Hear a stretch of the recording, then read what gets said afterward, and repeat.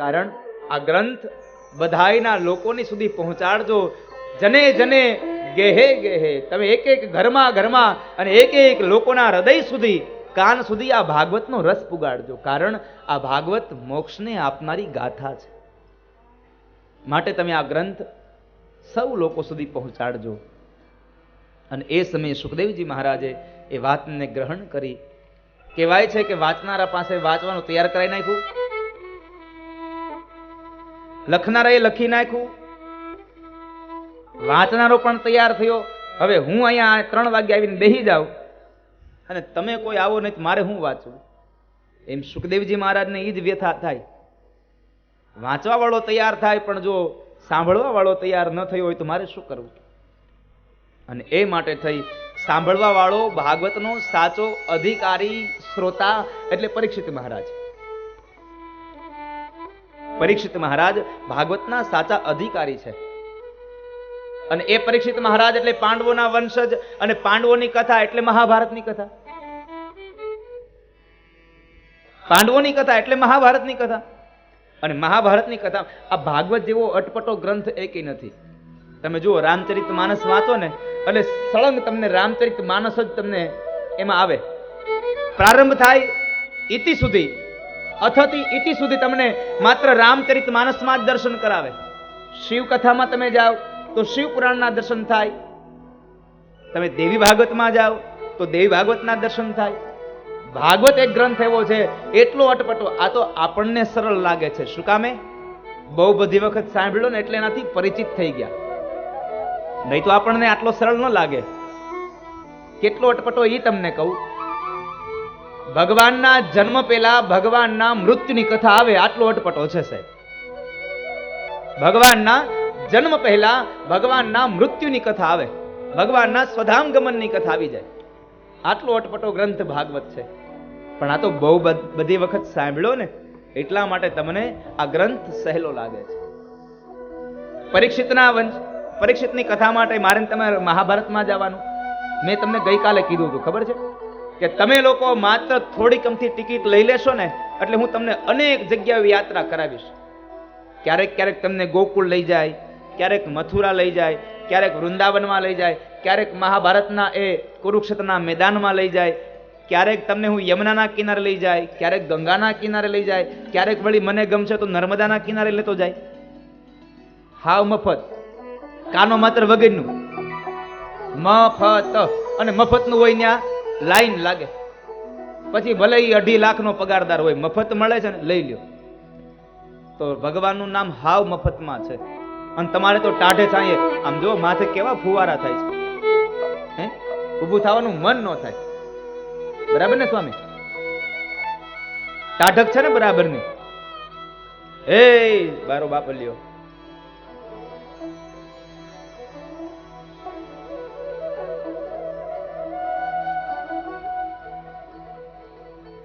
એ પરીક્ષિતની કથા માટે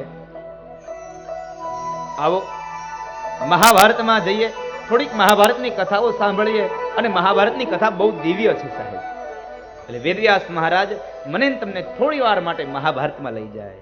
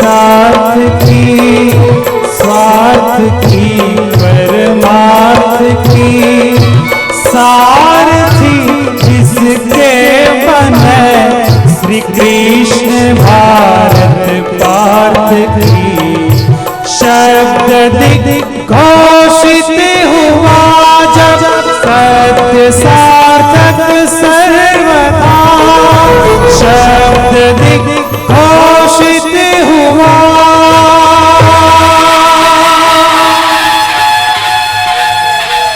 यदा यदा धर्मस्य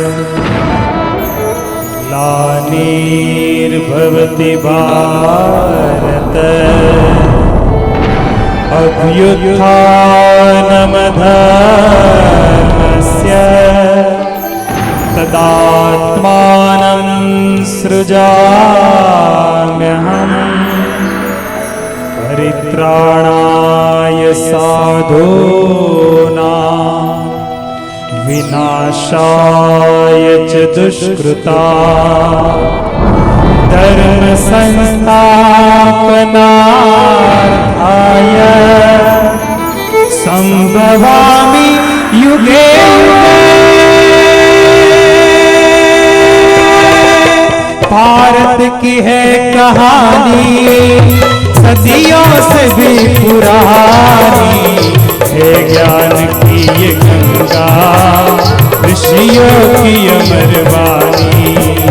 ये विश्व भारती है, वीरों की आरती है, नित नई पुरानी भारत की ये कहानी। महाभारत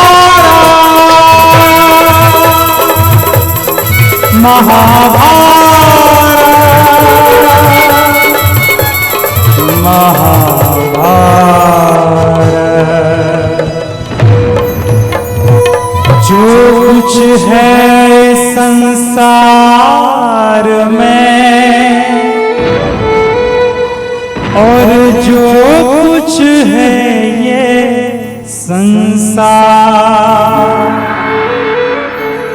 वेद व्यास ने कह दिया, इसी कथा में सुख दुख में समरस रहे, जीवन वही महान, राजभवन या वन गमन, दोनों एक समान।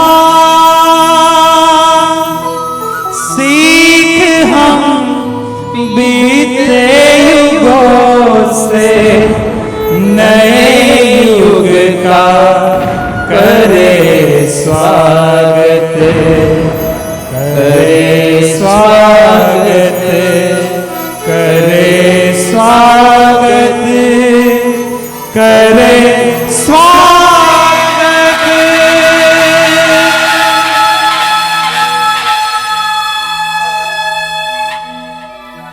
अथ श्री महाभारत कथा, अथ श्री महाभारत कथा।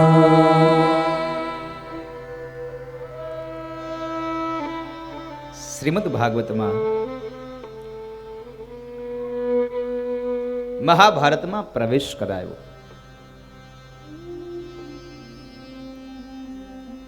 મહાભારતની એ કથા બહુ દિવ્ય છે સાહેબ.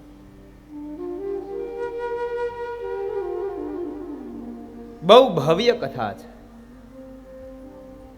અને આ કથા પરીક્ષિતના જન્મના પહેલાની કથા છે. આમાંથી જીવનમાં બહુ બધો નિચોડ મળે છે.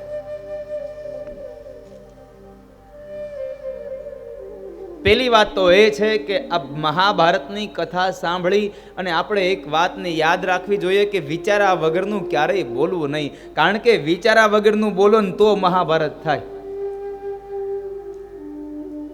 ઘણા લોકો તો એમ કહે મહાભારત ઘરમાં ન રખાય. મને એક વખતનો પ્રસંગ યાદ છે.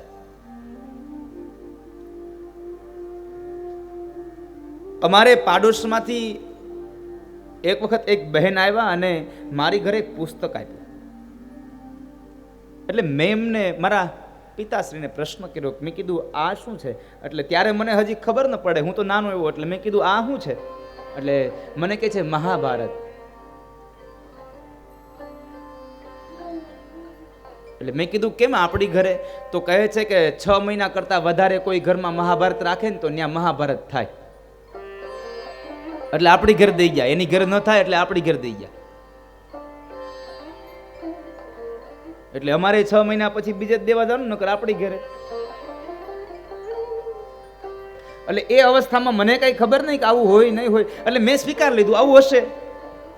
પણ આજે આ ગ્રંથનો જ્યારે વાંચવાનો અવસર આવ્યો છે, જ્યારે તમારી સામે બોલવાનો મને આ સમય પ્રાપ્ત થયો છે, અને જ્યારે મેં ગ્રંથોને વાંચ્યા ત્યારે હવે ખબર પડી કે 6 મહિના કરતાં વધારે જે માણસ પોતાના ઘરમાં મહાભારત રાખે, ખાલી રાખવાની વાત નથી, જે માણસ વાંચે ને એના ઘરમાં કોઈ દી મહાભારત ન થાય સાહેબ. જે મહાભારતને વાંચે એના ઘરમાં મહાભારત ન થાય, કારણ કે એમાં એવું જ બતાવ્યું છે શું કરવું શું ન કરવું. અમુક તો રામાયણ જેવો ગ્રંથ 6 મહિના પછી મૂકી જાય. એ કે અમારા ઘરમાં રામાયણ ન થાય ને એટલે 6 મહિના પછી તમારા ઘરે મૂકી જાય. રામાયણ રાખો ઘરમાં, તમારા ઘરમાં રામાયણ નહીં થાય. નથી પેલા સાહિત્યકારો કહેતા એક છોકરો જોવા ગયો, તને ભાગવતનું જ્ઞાન કેટલું? તો કે ભાગવતનું બધું જ્ઞાન છે. ગીતાજીનું? તો કે ગીતાજીનું બધું જ્ઞાન છે. રામાયણનું? તો કે રામાયણનું જ્ઞાન છે. તો મહાભારતનું? એ કે એનું જ્ઞાન છે, પણ મને ત્યાં લઈ જાઓ પછી ન્યા મહાભારત કરીશું. ઈ ન્યા હું ભજવીને બતાવે. સાહેબ, મહાભારત જેવો ગ્રંથ જીવનમાં બહુ બધા સંદેશાઓ આપી જાય છે.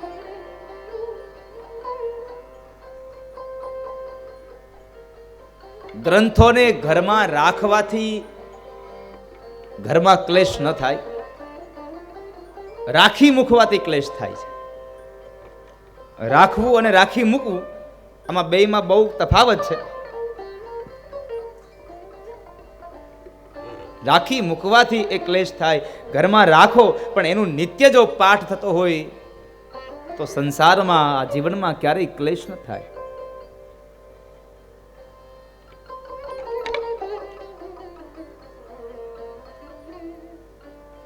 પરીક્ષિતના જન્મની પહેલાની કથા છે. કૌરવો અને પાંડવો જ્યારે યુદ્ધ કરે છે, કારણ કે યુદ્ધ તો થયું માત્ર ને માત્ર પોતાના રાજના હિસ્સા માટે.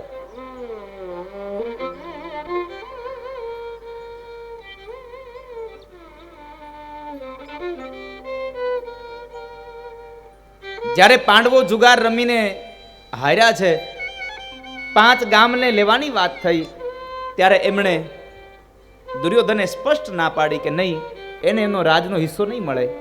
એને જો હિસ્સો જોઈતો હોય તો મારી સાથે યુદ્ધ કરે, યુદ્ધમાં મને જીતી જાય પછી ભલે લઈ જાય.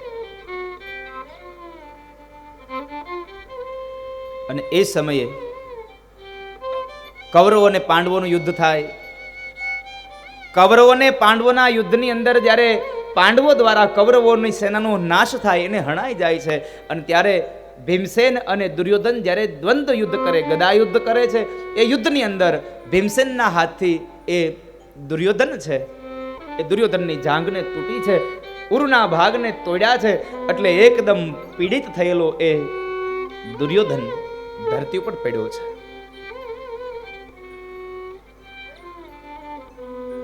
જ્યારે ધરતી ઉપર પડ્યો છે અને ખૂબ યાતનાઓ ભોગવે છે, દુઃખને ભોગવે.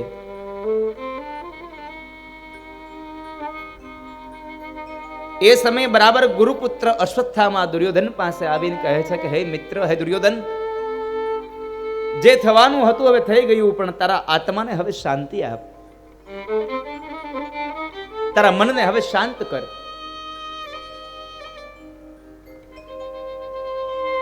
ત્યારે દુઃખી થયેલો એ દુર્યોધન કહે છે કે અશ્વત્થામા, હે મિત્ર,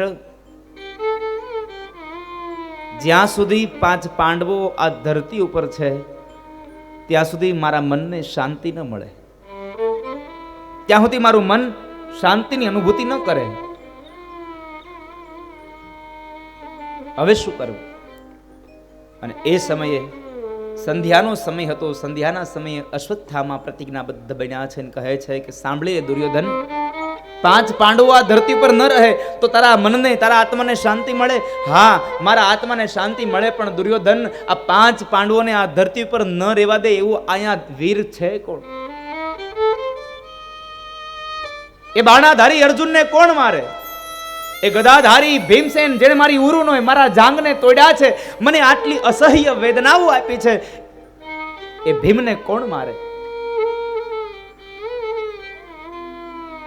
આ બેની વીરતાઓને જ્યાં બિરદાવીને એ સમયે અશ્વત્થામા કહે છે તો સાંભળી લે દુર્યોધન, 5 પાંડવો આ ધરતી પર ન રહેતા હોય ને તારા આત્માને, તારા મનને જો શાંતિ મળતી હોય તો સાંભળી લે, આવતીકાલ સવારનો સૂર્ય ઉદય 5 પાંડવો નહીં જોઈ શકે. આ ધરતી પર 5 પાંડવો નહીં હોય. આટલું કઈ અશ્વત્થામા નીકળી ગયા. અશ્વત્થામા વિચાર કરે છે, હવે શું કરું? કઈ રીતે આને મારે મારવા? વિચાર કર્યો, સામી છાતીએ તો હું લડી નહીં શકું, કારણ કે મોટા મોટા મહારથીઓને માર્યા, કર્ણને માર્યો. શું કરું? લાવ એક કામ કરું. રાત્રિના સમયે જ્યારે ભર નિંદ્રામાં સુવે ત્યારે એને ભર નિંદ્રામાં એના મસ્તકો ઉતારી લઉં.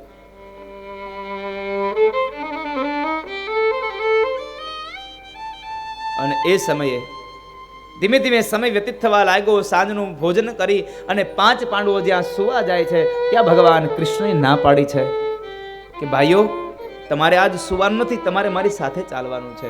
અને જ્યારે જ્યારે ભગવાન કૃષ્ણએ કંઈ પણ જવાની કોઈ પણ વાત કરી છે ત્યારે પાંડવોએ ક્યારેય સામે પ્રશ્નાર્થ નથી કર્યો, પ્રભુ શું કામ એમ? કારણ ભગવાન જે કાંઈ કરશે એ આપણા હિતનું હશે. હરિ કરે મમ હિતનું, એ ભરોસો જાય નહીં. હું હરિનો, હરિ મમ રક્ષક, એ નિશ્ચય કદી બદલાય નહીં.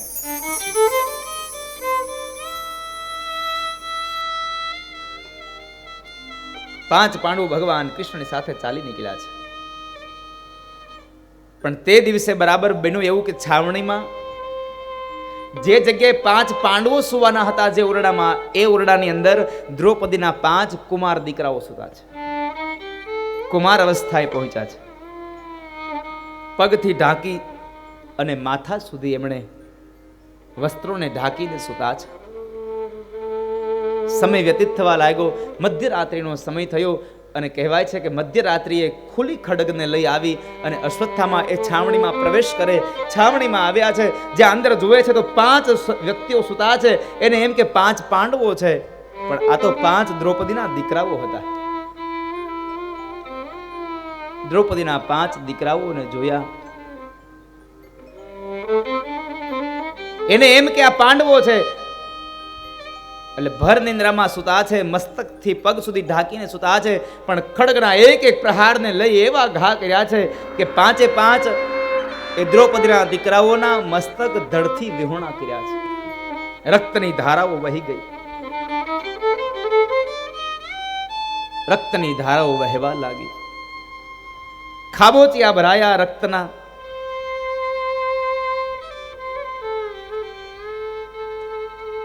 અને એ સમયે 5 મસ્તકો જે ધડથી અલગ થયા, એની એક ચોટલી, વાળને એક ચોટલી બનાવી એક પાત્રમાં રાખી માથે વસ્ત્ર બિછાવી અને લઈને જાય છે. મધ્યરાત્રિનો સમય છે.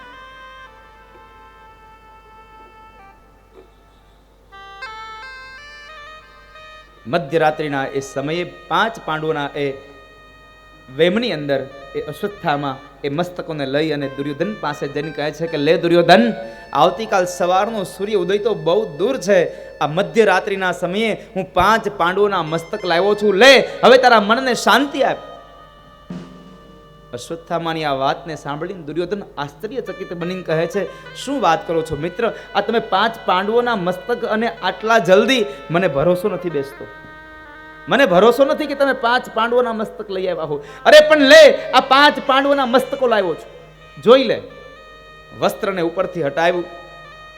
જાય થાળ એ પાત્રને નજીક કરે તો ધરતી ઉપર પડેલો એ દુર્યોધન પોતાના જમણા હાથથી એ ખોપડીઓને દબાવે છે. એક પછી એક ખોપડીને દબાવે. જે ખોપડીને દબાવે એ ખોપડીમાં એના આંગળાઓ ખૂંચી જાય. અને 5 ખોપડીઓમાં આંગળા ખૂંચી ગયા ને, એ ખોપડીઓમાં આંગળાઓ ખૂંચવાને લઈ અને દુર્યોધન બોલ્યા છે કે અશ્વત્થામા, તમારી કોઈ ભૂલ થઈ ગઈ છે. આ 5 પાંડવોની ખોપડીઓ નથી, કારણ મારા આંગળાઓ એની ખોપડીઓમાં ખૂતી જાય એટલી ખોપડી નરમ એ ભીમ અને અર્જુનની ન હોઈ શકે, જેને મને મારા જાંગને તોડ્યા છે. એ ભીમસેનની ખોપડી આટલી નરમ ન હોય. જેને મહારથી કર્ણને હણ્યો છે એ અર્જુન, એ અર્જુનની ખોપડી પણ આટલી નરમ ન. તમારી ભૂલ થાય છે. સૈનિકને બોલાવે છે, દ્વારપાળ આવે છે, થાનસ લઈને આવે, જ્યાં દીવાના અંજવાળે જ્યાં જુએ ને તો 5 પાંડવો નહીં પણ 5 દ્રૌપદીના દીકરાઓના મસ્તકને જોઈ અને એ જ સમયે અશ્રુઓના ધારાઓ સાથે દુર્યોધન રડીને બોલ્યા છે કે અશ્વત્થામા, શું કર્યું તમે? અમારા મરણ પછી અમારું પિંડદાન ન થઈ શકે એવી તમે પરિસ્થિતિ કરી નાખી. અમારો વંશ અહીંયા પૂર્ણ કરી દીધો તમે. અશ્વત્થામાને પછતાવાનો પાર ન રહ્યો. મસ્તક નીચે કરીને નીકળી જાય છે. ભૂલ થઈ ગઈ, શું થાય? આ કથા મને તમને એક સંદેશો આપે છે. કોઈ પણ કાર્ય કરતા પહેલા ઉતાવળ ન કરશો સાહેબ. 100 વખત વિચારજો, પછી કામ કરજો. વિચાર્યા વગરનું કર્મ તમને અંતે પછતાવો જ કરાવશે. માટે વિચાર્યા વગર કોઈ કાર્ય ન કરશો.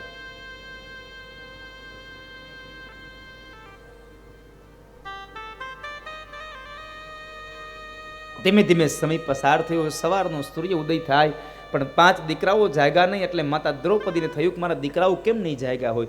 લાવને હું જરા જઈ આવું. લાવ જરા હું તપાસ કરું, એને જગાડી દઉં. જ્યાં મા દ્રૌપદી આવે છે અને દરવાજો ખોલીને જ્યાં અંદર પગ દેવા જાય તો રક્તની ધારાઓ પડી છે અને લોહીના ખાબોચાઓ ભર્યા છે. અને જ્યાં ઊંચી નજર કરે તો 5 દીકરાઓના ધડ પડ્યા છે પણ મસ્તક વિહોણા. આ 5 દીકરાઓના ધડને જોઈ અને આંખમાંથી 14 અશ્રુની ધારા સાથે મા દ્રૌપદી ખૂબ રડ્યા છે, બહુ રડ્યા છે. અતિશય અશ્રુઓની ધારાઓ સાથે મા દ્રૌપદી રડ્યા છે. અતિ કલ્પાંત કરે છે. ભાગવતકાર તો એમ કહે છે કે માતા દ્રૌપદીએ પોતાના કપાળને કૂટ્યું છે, દિવાલની અંદર મસ્તકોને ભટકાવ્યા છે કે મારા દીકરાઓએ કોઈનું શું બગાડ્યું હતું, એને ભર નિંદ્રામાં મારી નાખ્યા. અને દ્રૌપદી અંતમાં બોલ્યા છે કે મારા દીકરાઓને મારી નાખવા હતા તો ભલે મારી નાખ્યા, પણ જાગતા હતા ત્યારે માર્યા હોત ને તો મારા દીકરાઓ અંત સમયે ભગવાનને યાદ કરી શક્યા હોત. આ તો ભર નિંદ્રામાં માર્યા છે. મારા દીકરાઓ ભગવાનને સંભાળી પણ નહીં શક્યા હોય. દ્રૌપદીના રડવાનો અવાજ સાંભળી માતા કુંતા આવ્યા છે.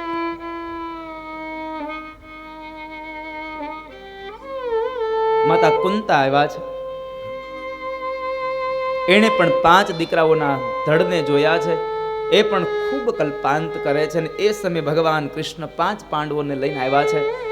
5 પાંડવોને લઈને આવ્યા દ્રશ્ય જુએ છે. દ્રૌપદીને સાંત્વના આપી અને બાણાધારી એ અર્જુને પ્રશ્ન કર્યો કે દ્રૌપદી, આ કોણે કર્યું છે? મને બતાવ, આ કર્મ કોણે કર્યું? ત્યારે દ્રૌપદી કહે છે પતિદેવ, મને ખબર નથી આ કર્મ કોણે કર્યું, પણ મારા 5 દીકરાઓને હળી નાખ્યા છે, ભર નિંદ્રામાં મારી નાખ્યા છે.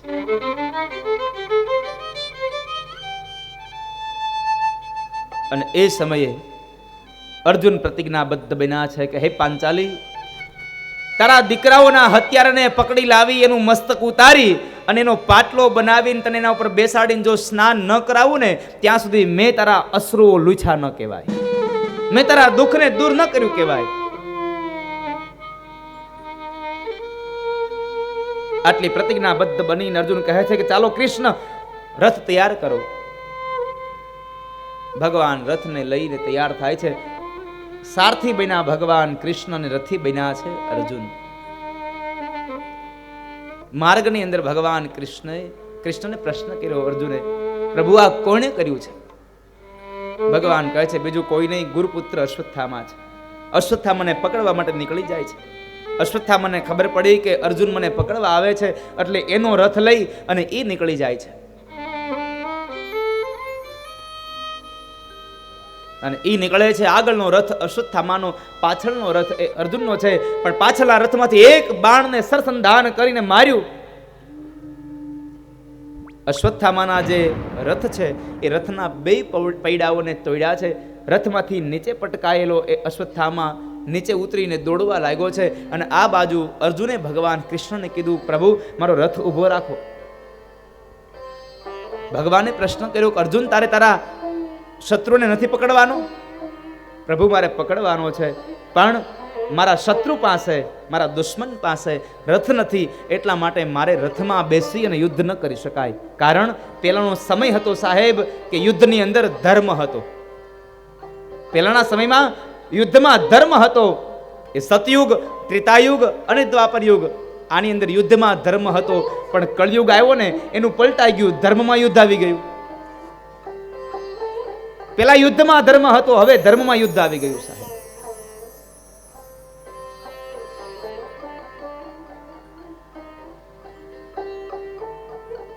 અર્જુન નીચે ઉતરીને દોડ્યા છે, પાછળ જાય છે.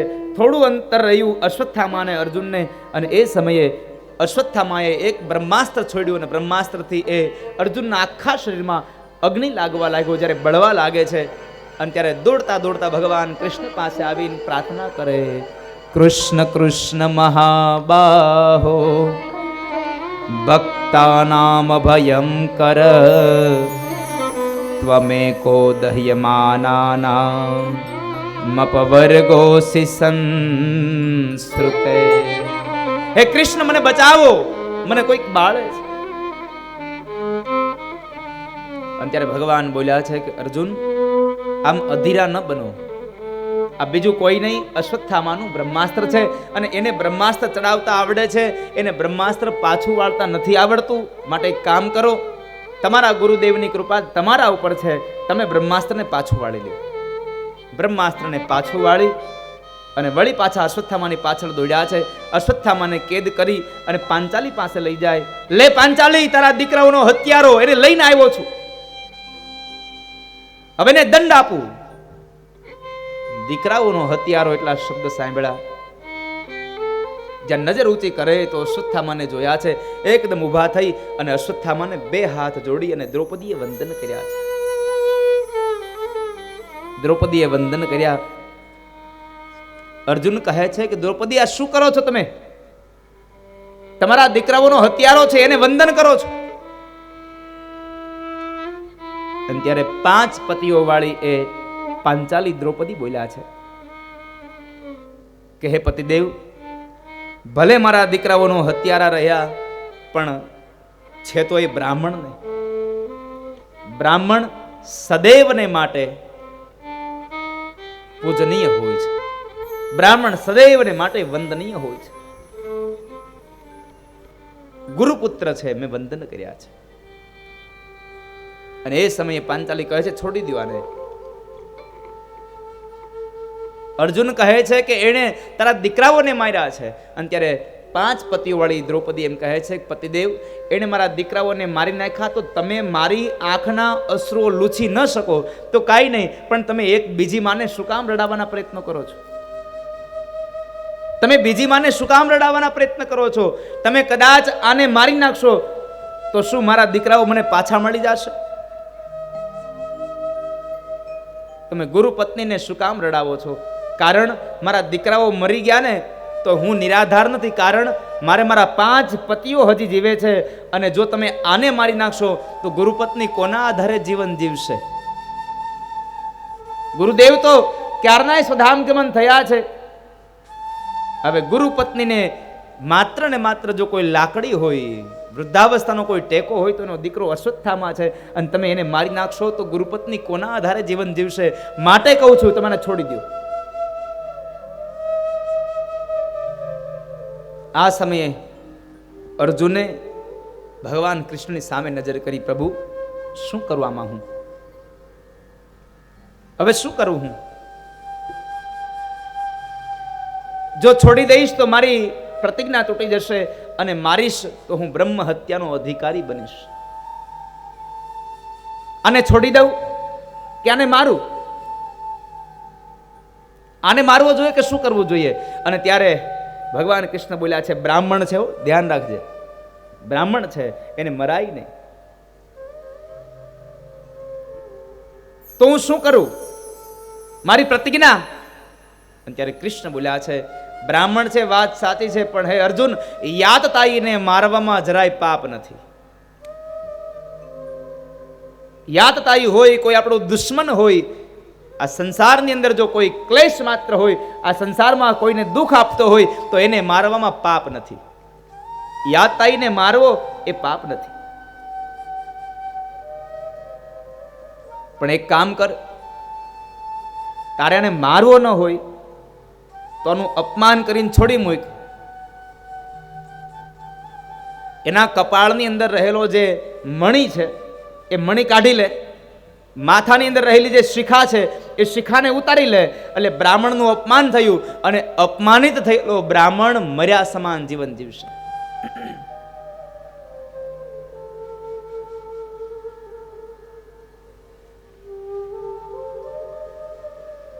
માટે એનો મણી કાઢી લે. અને આ જગતમાં બ્રાહ્મણ એક નહીં સાહેબ, આ જગતનો કોઈ પણ મનુષ્ય હોય એનું અપમાન કરો એટલે એનું જીવન મર્યા સમાન હોય. જીવતો હોય પણ મર્યા જેવું જીવન જીવતો હોય, કારણ પેલા અપમાનના શબ્દો એને કોરી ખાતા હોય છે. માટે હું આપ સૌને પ્રાર્થના કરું છું કે આપ કોઈને માન ન આપી શકો તો કઈ વાંધો નહીં, પણ કોઈનું અપમાન ન કરશો ક્યારેય. તમે માન ન આપી શકો એનો મને વાંધો નથી, પણ કોઈનું અપમાન કદાપી ન કરશો. કારણ એક આપણી કહેવત છે, જીભમાં વાગે ને એ મટી જાય છે, પણ જીભથી વાગે એ ક્યારેય મટતું નથી. માટે કોઈને જીભથી ન વગી જાય એની કાળજી રાખજો બાપ. કોઈને અપશબ્દ ન કહેશો, ન બોલવાના શબ્દો ન બોલશો, ન કહેવા યોગ્ય વાતો ન કરશો. અને એ સમયે ભગવાન કૃષ્ણએ કહ્યું એ પ્રમાણે અર્જુને અશ્વત્થામાના મસ્તક કપાળમાંથી મણી કાઢી લીધો, મસ્તકના વાળ સાથે મણીને ઉતારી લીધો, એકદમ નિસ્તેજ બની અને અશ્વત્થામા જાય છે. પણ અપમાનના અગ્નિમાં એટલા બળે છે કે હજી મારે અપમાનનો બદલો લેવો છે, મારે અપમાનનો બદલો લેવો છે. અને એ સમયે અશ્વત્થામા જતા રહ્યા.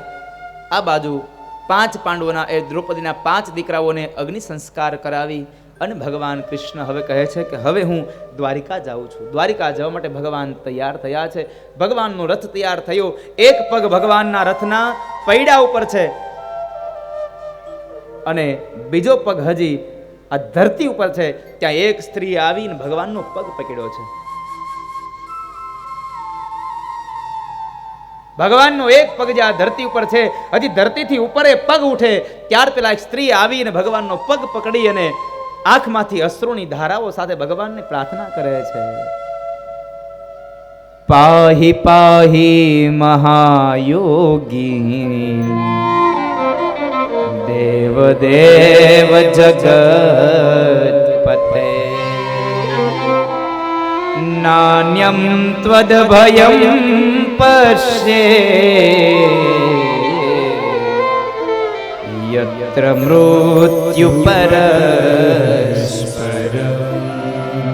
નાન્યમ ત્વદ ભયમ પશ્યે યત્ર મૃત્યુ પરસ્પરમ.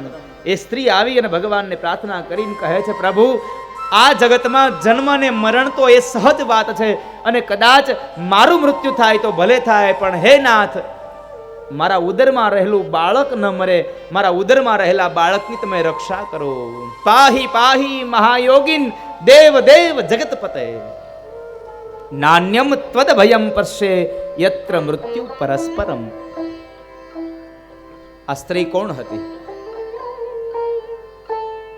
પાંડવોના દીકરા એવા અભિમાન્યુ અને અભિમન્યુની વિધવા પત્ની ઉત્તરા હતી. ઉત્તરાએ ભગવાનની પ્રાર્થના કરી છે, ભગવાનનું પગ પકડી લીધો.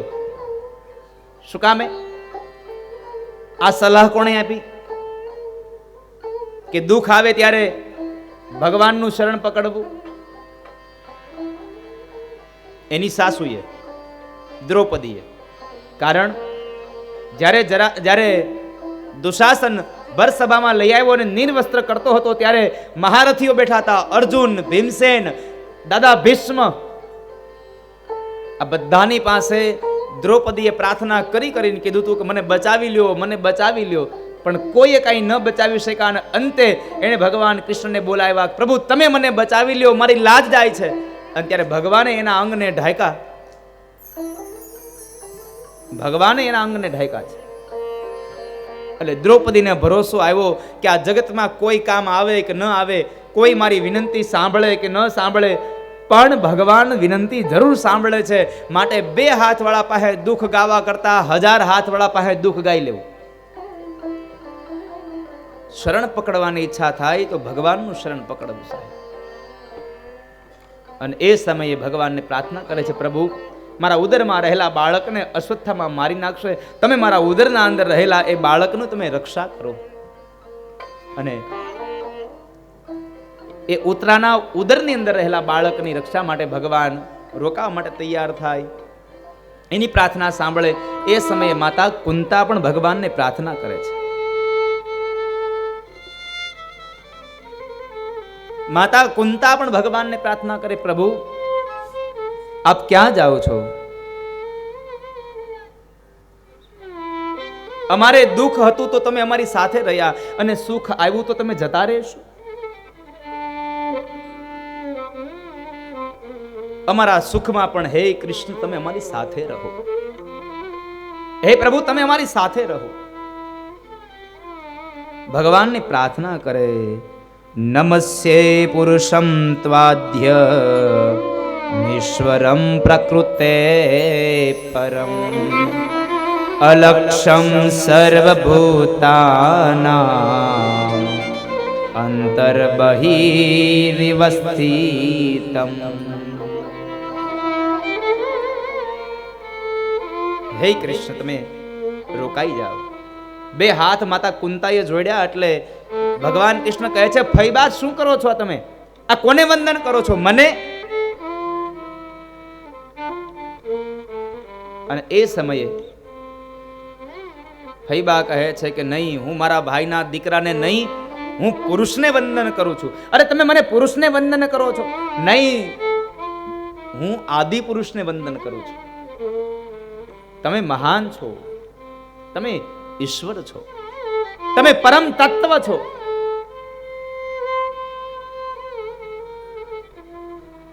તમે પરમ તત્વ છો શબ્દ સાંભળો. એટલે એ સમયે ભગવાન કૃષ્ણએ કીધું કે ફઈબા તમે મને પરમ તત્વ માનો છો?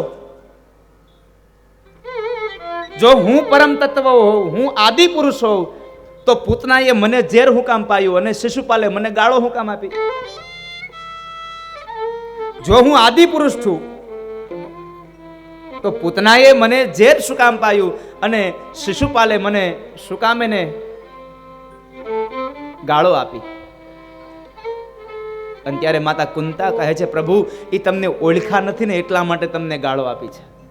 જે તમને ઓળખી જાય એ તમને ગાળો ન આપે. એ તો તમારા શરણની રજ બનીને પડી રહે. બાપ હું આપને પ્રાર્થના કરું, આપ રોકાઈ જાઓ. હું તમારા અનેક સ્વરૂપોની વંદના કરું છું. અને અનેક સ્વરૂપોની વંદના કરતા ભાગવત અને ભાગવતનો પ્રથમ સ્કંદ કહે છે, કૃષ્ણાય વાસુદેવાય દેવકી નંદનાય ચ નંદ ગોપ કુમારાય ગોવિંદાય નમો નમઃ. કૃષ્ણાય વાસુદેવાય દેવકી નંદનાય ચ.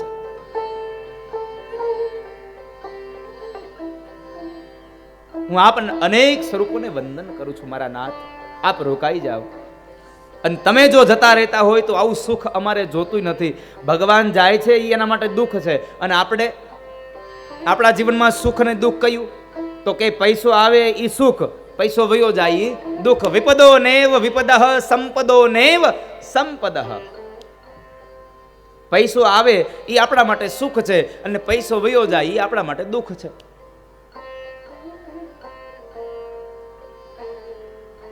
પ્રભુને કહે છે, પ્રભુ તમે જતા રહેતા હોય અને સુખ આવતું હોય તો આવું સુખ મારે જોઈતું નથી. આ જગતમાં સુખ ને દુઃખની શું અભિપ્રાય છે, શું અનુમતિ છે?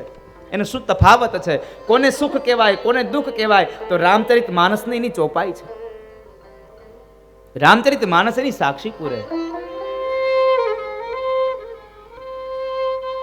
અને રામચરિત માનસમાં ગોસ્વામી તુલસીદાસજી મહારાજને લખવું પડ્યું,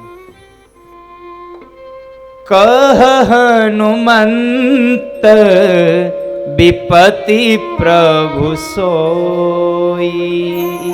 કહ હનુમંત વિપતિ પ્રભુ સોઈ. કહ હનુમંત વિપતિ પ્રભુ સોઈ. કહ હનુમંત વિપતિ પ્રભુ સોઈ. જબ તવ સુમિરન ભજન ન હોઈ. જબ તવ સુમિરન ભજન ન હોઈ. જબ તવ સુમિરન ભજન ન હોઈ. જબ જબ સુમિરન ભજન ન હોઈ. કહો હનુમંત વિપતિ પ્રભુ સોઈ. હે હનુમાન, મને કહો તો ખરા કે આ જગતમાં સુખ અને દુઃખ કયું? આ જગતમાં દુઃખ કયું છે? અને ત્યારે હનુમાન કહે છે કે હે નાથ, જ્યારે જ્યારે આ જગતમાં ભગવાનનું સ્મરણ ન થાય એ અમારા માટે દુઃખ છે, અને જ્યારે જ્યારે આ જીવનમાં ભગવાનનું સુમિરન થઈ જાય એ અમારા માટે સુખ છે. જબ તવ સુમિરન ભજન ન હોય. ભગવાનનું ભજન ન થાય એ અમારા માટે દુઃખ છે, ભગવાનનું ભજન થાય એ અમારા માટે સુખ છે. પ્રભુ આપ રોકાઈ જાય. માતા કુંતા ભગવાનની પ્રાર્થના કરે, માતા દ્રૌપદી ભગવાનને વિનવે, 5 પાંડવો ભગવાનની પ્રાર્થના કરે છે, આપ રોકાઈ જાઓ. એ સમયે ભગવાન રોકાયા છે, પણ કોના માટે? ઉત્તરાને એમ થયું મારા માટે, દ્રૌપદીને એમ થયું મારા કહેવાથી ભગવાન રોકાયા, કુંતાને એમ થયું મેં પ્રાર્થના કરી એટલે રોકાયા, અને 5 પાંડવોને એમ થયું કે અમારો સખ્ય ભાવ છે, અમારા સખા છે, એટલે અમારા ઉપર અમારા ભાવ થકી રોકાયા. ભગવાન કહે છે તમારા એકેયના ભાવથી નથી રોકાયો, મને મારું કામ યાદ આવી ગયું ને એટલે રોકાવું છું. ભગવાનને એનું કામ યાદ આવી ગયું. કયું કામ? તો ભગવાને દાદા ભીષ્મને આપેલું વચન એને યાદ આવ્યું એટલે ભગવાન રોકાયા છે. આ વચન ક્યારે આપ્યું?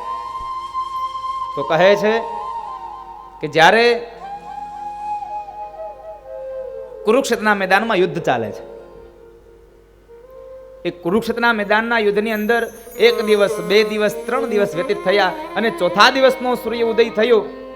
ધીમે ધીમે યુદ્ધ ચાલે છે, પણ બરાબર મધ્યાંતરનો સમય થયો, અને એ સમયે દુર્યોધને દાદા ભીષ્મને મેણું માર્યું.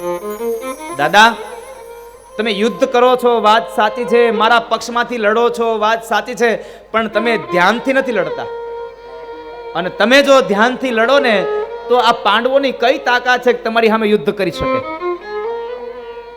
આજ સાંજનો સંધ્યાનો અસ્ત, સૂર્ય અસ્ત થાય, એ અસ્તાચલના સૂર્યને આ પાંડવો ન જોઈ શકે તમે ધારો તો, પણ તમે પાંડવોને નહીં મારો, મને ખાતરી છે. ભીષ્મ કહે છે કે દુર્યોધન આવું કરશું નથી, તારો વહેમ છે, તને એવું લાગે છે. ના દાદા. અને ત્યારે દાદા ભીષ્મ કહે છે તો સાંભળ, એક કામ કર, તને એવું લાગતું હોય કે હું તને તારા યુદ્ધમાં ભાવથી યુદ્ધ નથી કરતો, તો આજ રાત્રિના સમયે તારી પત્ની ભાનુમતી છે, એ ભાનુમતીને મારે ત્યાં મોકલી દેજે. જ્યારે હું ભગવાનનું ભજન કરું ત્યારે મારી પાસે મોકલજે, એટલે તું જ્યારે મારી પાસે મોકલીશ ત્યારે હું એને અખંડ સૌભાગ્યવતી ભવના આશીર્વાદ આપી દઈશ, અને પછી કાલ સવારમાં હું તારા પક્ષમાંથી યુદ્ધ કરીશ. તો તને ભરોસો આવશે ને? હા દાદા, તો મને ભરોસો બેસે. અને એ સમયે સાંજનો સૂર્ય અસ્ત થયો, યુદ્ધ વિરામ થયું, સૌ કોઈ પોતાની છાવણીમાં ગયા છે, અને દાદા ભીષ્મ પોતાની છાવણીમાં જાય છે. દાદા ભીષ્મની છાવણીમાં ગયા.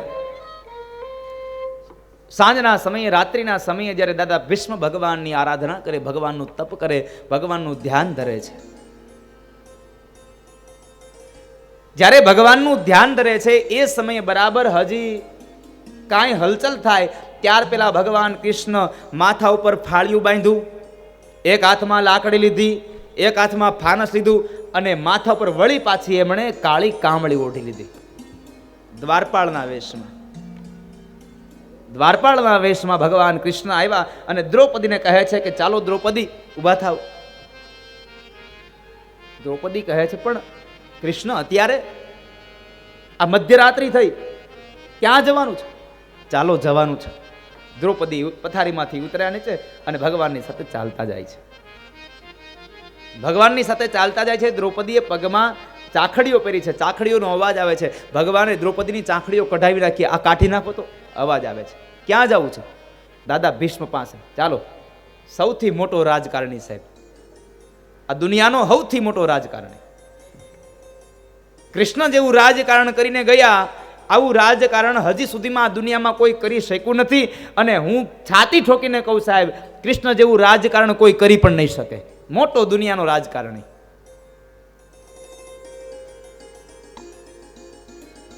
દાદા ભીષ્મ પાસે લઈને જાય છે. ભીષ્મ પાસે લઈને ગયા. દ્વારપાળના રૂપમાં હતા એટલે દરવાજાની બહાર ઊભા રહી ગયા. ત્યાં ઊભા રહી અને કહે છે કે જાઓ અંદર દાદાને પગે લાગી આવો. દ્રૌપદની અંદર આવ્યા છે, પગમાં ઝાંઝર પહેર્યા છે, ઝાંઝરનો અવાજ આવે છે. દાદા ભીષ્મને થયું કે દુર્યોધનને કીધું હતું ને કે ભાનુમતીને મોકલજે, એટલે ભાનુમતી આવ્યા હશે. દ્રૌપદીએ જઈ અને પાલવ પાથરી અને દાદા ભીષ્મને વંદન કર્યા છે. અને દાદાને વંદન કર્યા એ સમયે દાદાને થયું કે ભાનુમતીએ પગે લાગ્યા એટલે કીધું અખંડ સૌભાગ્યવતી ભવ, અખંડ સૌભાગ્યવતી ભવના આશીર્વાદ મળ્યા. અને એ જ સાથે દ્રૌપદી બોલ્યા કે દાદા, હે પિતામહ, હવે કાલ કદાચ સવારનો સૂર્ય ઉદય થાય અને કદાચ પાંડવો તમારી સામે યુદ્ધ કરે ને તો મને હવે બીક નથી, કારણ મારા બાપના આશીર્વાદ મારા માથા ઉપર છે. પાંડવોનો વાળ વાંકો ન થઈ શકે. હવે આ દ્રૌપદીના વાક્ય સાંભળ્યા, ભીષ્મની આંખો ખુલી ગઈ. આ તો દ્રૌપદી એકદમ આંખો ખોલીને કહે છે, દ્રૌપદી તું અહીંયા? હા દાદા, હું અહીંયા. પણ ભીષ્મ તો સાહેબ બહુ મોટા જ્ઞાની છે, જેને પોતાના મૃત્યુને પોતાના વશ કર્યું છે. એ સમજી ગયા આ બુદ્ધિ દ્રૌપદીની નથી, આમાં ચાલબોય બીજી કોઈક રમી ગયું છે. આ બુદ્ધિ દ્રૌપદીની નથી, આમાં કોઈક ચાલ બીજું કોઈક રમે છે. એટલે દાદા ભીષ્મએ પૂછ્યું કે દ્રૌપદી તું કોની સાથે આવી? આ તને કોણ લાવ્યો અહીંયા? અરે દાદા કોઈ નહીં, હું મારા દ્વારપાળ હારે આવી છું. એમ? તારો દ્વારપાળ ક્યાં છે? મને બતાવી તો જરાક હાલતો. દાદા ભીષ્મ દ્રૌપદીની સાથે બહાર આવે છે. બહાર આવીને જ્યાં જુએ તો દરવાજા ઉપર ભગવાન કૃષ્ણ, એક હાથમાં લાકડી, એક હાથમાં ફાનસ છે, માથા ઉપર ફાળિયું બાંધ્યું છે અને માથે કાળી કામળી ઓઢી છે. દાદા ભીષ્મને બહાર આવતા જોઈ ગયા ને એટલે કૃષ્ણ નીચે જોઈ ગયા. આ ક્યાંક ઓળખી જાય ને તો હમણાં ભાંડો ફૂટી જાય. એટલે ભગવાન કૃષ્ણ નીચે નજર કરીને ઊભા છે. પણ દાદા ભીષ્મને લાગ્યું કે હું આજ બેઠો તો ત્યારે મને આવું જ કંઈક દેખાતું હતું. આજે જ્યારે આંખો બંધ કરીને તો મને દ્વારપાળના રૂપમાં જ આજ કનૈયો દેખાતો હતો. એટલે નજીક આવ્યા, અંધારામાં છે પણ ઓલું ફાનસ હતું એ હાથમાં લઈ દાદા ભીષ્મ આમ કરે છે. અને જરા આમ નજર આછી થઈ એટલે દાદા ભીષ્મે કીધું કે દ્રૌપદી, મેં આ માણસને ક્યાંક જોયો એવું લાગે છે, આ તો મને કંઈક દેખાણો એવું લાગે છે. દ્રૌપદી પણ વળી પાછું છાનું રાખે, અરે નહીં દાદા, આ તો મારા દ્વારપાળ છે. એમ? ભીષ્મએ હાથમાં રહેલું એ ફાનસ ભગવાનના હાથમાં પાછું પકડાયું, માથા ઉપરથી કામળી ઉડાડી અને માથા ઉપરનું જે ફાળિયું હતું એ ફાળિયું જ્યાં ભગવાનના માથા ઉપરથી દાદા ભીષ્મએ લઈ લીધું ત્યાં ભગવાન પોતાના મૂળ વેશમાં આવીને ઉભા રહી ગયા નીચે નજર કરીને. અને એ સમયે ભગવાનને ભીષ્મએ હાથ જોડીને કહે છે, પ્રભુ તમે મને છેતરી ગયા છો, આજે તમે મારી સાથે આજ રમત રમી ગયા. અને ત્યારે ભગવાન બોલ્યા છે કે નહીં દાદા, હું તમારી સાથે કોઈ રમત નથી રમ્યો, પણ આ તો ધર્મનું યુદ્ધ છે. એટલે ધર્મના યુદ્ધની અંદર થોડી ચાલ રચવી પડે, એમાં કોઈ ભેદ નથી. ધર્મનું યુદ્ધ છે આ તો. પણ હે પિતામહ, હું તમારા તપથી, તમારા ભજનથી બહુ રાજી થયો છું. માટે તમારે જે વરદાન જોતું હોય એ મારી પાસેથી માગી લ્યો. અને ત્યારે પિતામહ ભીષ્મ કહે છે, હવે સાચું કેજો, અહીં હૃદય ઉપર હાથ રાખીને કેજો કે જેમ ભગવાન કૃષ્ણએ ભીષ્મને કીધું કે હે દાદા તમારે જે જોતું એ માગી લ્યો, આવું જ કદાચ તમને ભગવાન કે તમે શું માગો? હાવ સાચું કેજો, હે ભગવાન એક બે હારી ગાડી હોય, પેલી બંગડી વાળી ઓડી, ભલે મોડી લેવી પણ ઓડી લેવી,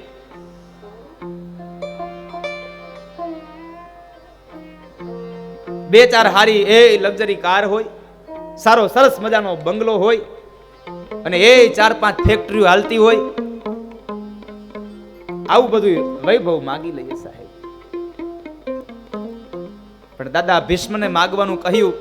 આપણે એ જગ્યાએ હોઈએ યુદ્ધમાં તો શું કહીએ કે કાલ સવારમાં યુદ્ધમાં જીત મારી થાય, હે ને? આ યુદ્ધમાં જીત અમારી થાય આવું માગીએ. પણ દાદા ભીષ્મએ યુદ્ધમાં જીત ન માગી, ન પૈસો માંગ્યો, ન વૈભવ માંગ્યો, ન સંપદા માગી. શું માંગ્યું? કહે છે પ્રભુ તમે જો આપવા માંગતા હોય તો એટલું માંગું કે જ્યારે મારો અંત સમય હોય ત્યારે તમે મારી સામે ઊભા હો ને મારો પ્રાણ પંખીડું નીકળી જાય. श्री गंगा जी का तट हो, श्री यमुना जी का बंसी बट हो, श्री गंगा जी का तट हो, यमुना का बंसी बट हो, मेरा सावरा निकट हो, जब प्राण तन से निकले इतना तो करना स्वामी, जब प्राण तन से निकले गोविंद नाम लेकर, जब प्राण तन से निकले. વિશ્વ પિતામહે માગી લીધું પ્રભુ મારો પ્રાણ નીકળે પણ તમે મારી સામે ઊભા હોય. અને ભગવાને કીધું કે તથાસ્તુ, હે દાદા તમારો જ્યારે પ્રાણ નીકળશે ત્યારે હું તમારી સામે ઊભો હોઈશ. અને એ વચન આપેલું ભગવાનને યાદ આવ્યું. અને હવે ઉત્તરાયણનો પવિત્ર કાળ છે, કારણ ભગવાન ઉત્તરાના ઉદરમાં રહ્યા છે. અશ્વત્થામા જ્યારે ઉત્તરાના ઉદરના રહેલા શિશુને જ્યારે મારવા માટે બ્રહ્માસ્ત્ર ચડાવે ત્યારે ભગવાન અંગૂઠા જેવડું રૂપ લઈ અને ભગવાન ઉત્તરાના ઉદરમાં ગયા છે. કહેવાય છે ભગવાન ભક્ત માટે ગમે તે કરવા તૈયાર છે. નહીં તો ભગવાન સ્વર્ગમાં હોય પણ માતાનું ઉદર એ નર્ક છે, કારણ મળ, મૂત્રા, વિષ્ટા, રુધિર આ બધા પ્રવાહો હોય. નર્ક જેવી યાતનાઓ થાય ત્યાં જીવને. ભગવાન પોતાના ભક્ત માટે નર્કમાં જવા પણ તૈયાર છે સાહેબ. ભગવાન બધું કરી ચૂકે પોતાના ભક્ત માટે. અને એ સમયે ઉત્તરાના ઉદરની અંદર ભગવાન ગયા છે અને ઉત્તરાયણનો પવિત્ર કાળ છે. દાદા ભીષ્મને પોતાના ધામની અંદર મોકલવા છે એટલા માટે ભગવાન રોકાયા છે. આવો ભગવાન કૃષ્ણ દાદા ભીષ્મ પાસે જાય અને ભીષ્મ ભગવાનની સ્તુતિ કરે. એ સ્તુતિને ભાવથી લઈએ, પણ ત્યાર પહેલા આવેલા મહેમાનોનું સ્વાગત કરી લઈએ અને ત્યારબાદ ફરી પાછા આ કથા મહાભારતમાં એવા જઈએ કે દાદા ભીષ્મની હારે આપણે પણ થોડીક સ્તુતિ કરી લઈએ. બોલો ભાગવત ભગવાન કી જય.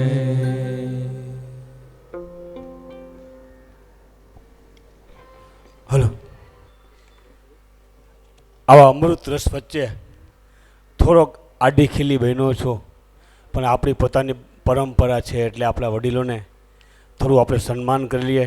દાદાના હસ્તે આપણે એને ખેસ પહેરાવીએ. કુલ 23 ગામની વચ્ચે આપણું કાછડિયા પરિવાર બિરાજમાન છે, 23 ગામડા શહેરોમાં. એમાં આજે હું જે નામ બોલું છું, દાડિયા અને વીરવા ગામના વડીલોના નામ બોલું છું. એ વડીલો આવે એ દાદા પાસે ખેસ ધારણ કરે. બાબુભાઈ ગોવિંદભાઈ, વલ્લભભાઈ ગોવિંદભાઈ, ઝડપથી બધા આવે, જેના નામ બોલવું એ બધા. બાબુભાઈ ગોવિંદભાઈ, વલ્લભભાઈ ગોવિંદભાઈ, કાનજીભાઈ ગોવિંદભાઈ, ધીરુભાઈ ગોવિંદભાઈ, રમેશભાઈ રણછોડભાઈ, મનસુખભાઈ રણછોડભાઈ, રસિકભાઈ રણછોડભાઈ, સુરેશભાઈ હરિભાઈ, ચંદ્રેશભાઈ કાનજીભાઈ, હિતેશભાઈ ધીરુભાઈ, કેતનભાઈ રમેશભાઈ, તુષારભાઈ સુરેશભાઈ, રવિભાઈ સુરેશભાઈ, દર્શનભાઈ રસિકભાઈ, ખોડાભાઈ મનસુખભાઈ, વિશાલભાઈ રતિભાઈ, ધવલભાઈ રતિભાઈ અને વિવેકભાઈ સંજયભાઈ.